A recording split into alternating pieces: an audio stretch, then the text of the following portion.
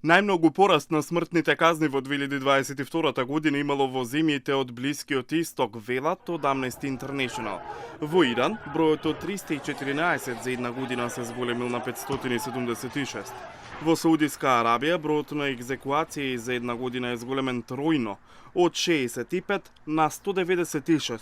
Ова е највисока евиденција во последните 30 години.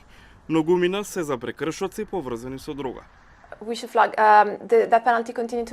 Освен ова, треба да знаеме дека смртната казна продолжи да се користи во двете земји како алатка за државно потиснување. Видовме, например, на крајот на годината, Иран апси и ја користи смртната казна за да ги казни демонстрантите, при што екзекуциите и смртните казни продолжуваат и во 2023 година.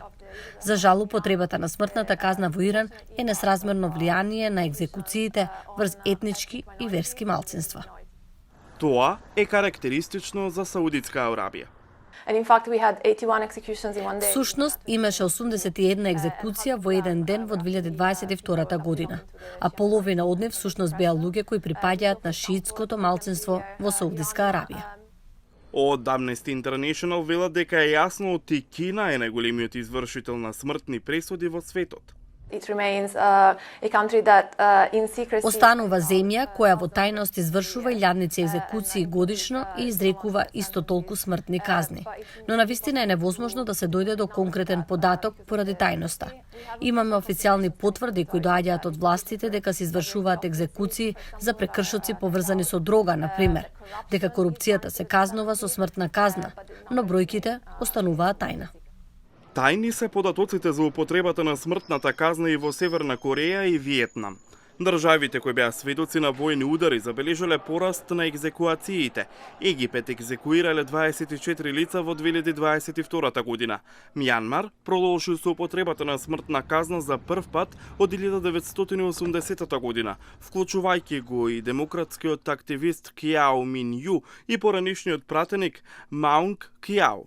САД забележаа пораст на бројот на екзекуации од 11 на 18.